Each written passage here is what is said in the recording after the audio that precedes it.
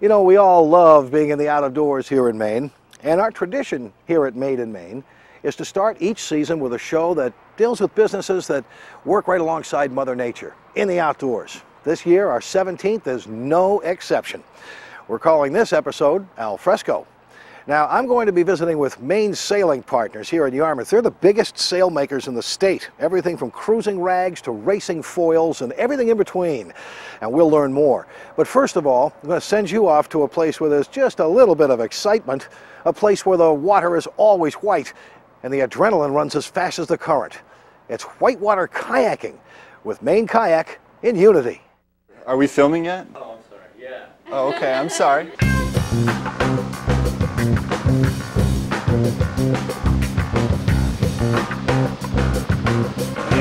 Whitewater kayaking in itself is actually a pretty new sport. You know, it really didn't start getting very popular until the late 70s, and back then the kayaks were really long and designed to just kind of go straight down the river as fast as possible. And over the years, a lot of the equipment has improved a lot, and I think in turn the paddlers have gotten a lot better and you know, can do a lot more.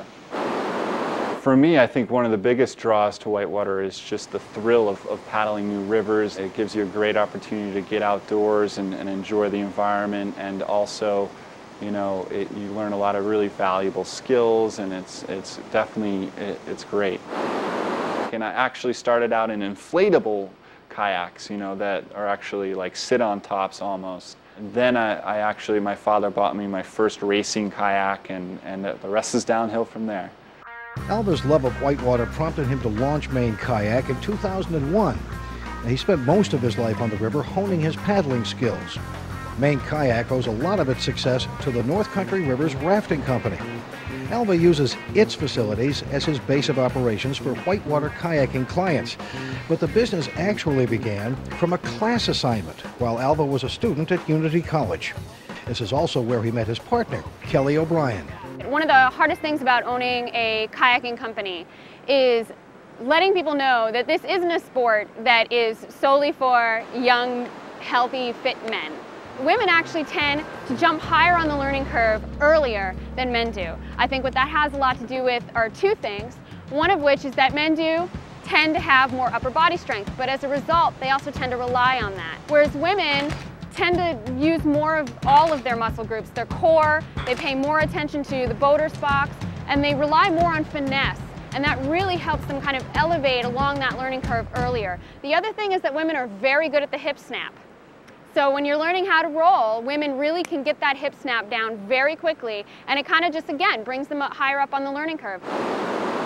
One of the great things about the company that we own is that it's an instructional company. We offer whitewater courses.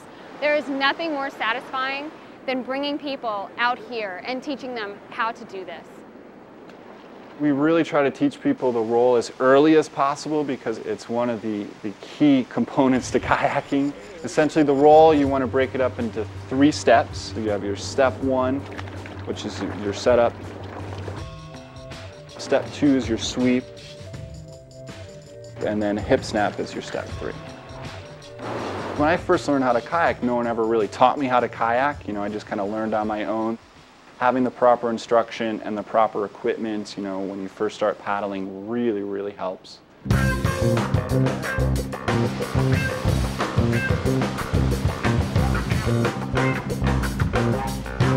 Whitewater's created when you have a combination of flow, gradient, and obstacles. As you see behind me, we have the crib works.